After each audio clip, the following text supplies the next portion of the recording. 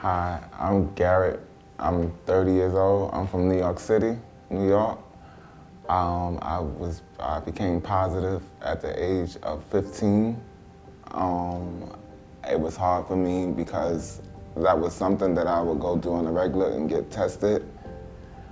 But one day I decided to go get tested because I know that I had been having some risky behavior, and leaving home at the age of 15 at an early age was kind of hard for me because I wanted to be grown and think that I was grown, but I went to a program that I was going to called GMAT, Gay Men of African Descent, and I went to go get tested.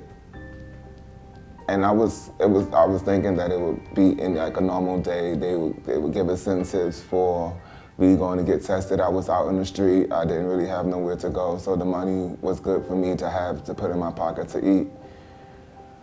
However, the supervisor at the program kind of made me feel more uncomfortable by going in to get tested after several times of me going in to get tested because of the fact that he asked me the question, what am I doing here and why am I getting tested?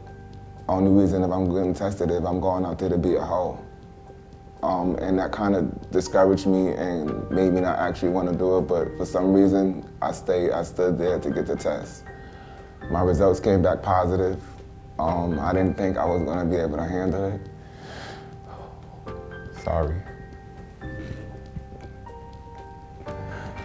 I didn't know I was going to tell my mom and my brothers and sisters and my dad because I was the youngest, and it hurt because I didn't know how to come to them and be able to tell them that and also due to the fact that I was a gay man sleeping with men, something that in my family, a black religious family, that's saying that gay doesn't go with the territory, so that it didn't fit with me and it hurt. But eventually, within time, I was able to talk to my mom and make her understand about, the safe precautions that I can take with myself to keep myself healthy and keep myself going back and forth to the doctor. I had a partner at the time who infected me. He knew he had it and he didn't say nothing. He didn't tell me. And it bothers me to this day still, but I'm a strong person. I'm resilient. I bounce back. I did a lot of things to keep myself in the right frame of mind, going to groups, speaking to counselors. I dropped out of school. There was a lot of pressure on me. But I did things. I eventually got into the role of a healthcare provider because I wanted to help people. I wanted to make a difference. I didn't want somebody to end up like mine did. I wanted to make people see that there is a light at the end of the tunnel. The grass is always greener on the other side.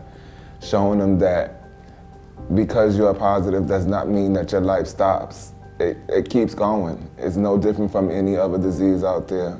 You can die from any one of them, but as long as you're doing what you have to do to take care of yourself, you can live a long, prosperous life. I lost my aunt in a battle of AIDS. I lost my cousin.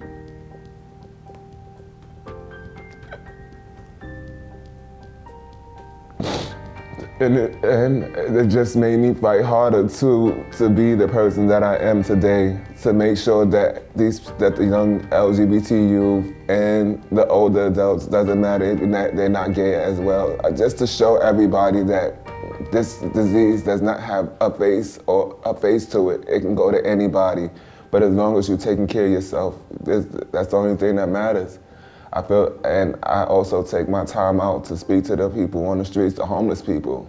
From where I come from in Harlem, it's a lot of them sleeping under bridges, on park benches, in the train station, and it's just so sad because they're not able to cope with the world or being able to deal with what's going on. A lot of these people have the virus and may not even know it, and it's so sad to know that these people can't get the treatment they need because their mind is not stable.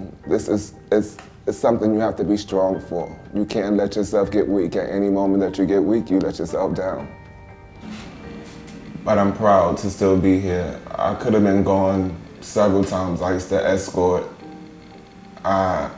I did everything. I started using drugs. I was hanging out with the wrong crowd. I was going to balls that happens in the gay community. I got linked to several bad people. Started doing drugs. I had to get myself together. I had to clean myself up. And the fact that I'm here today, and the fact that I was able to do those things without my family being present, because they were always there, but I just had to do it for myself. Being who I am, I'm 30 years old now, and at the age of 15 when I left home, I didn't think I was going to make it to see 30. But I'm here, and I thank God for that. And there's a lot of people that I owe respect to for getting me to this place, especially one being myself, but everybody else, because it has to start with yourself. You have to want to make the change.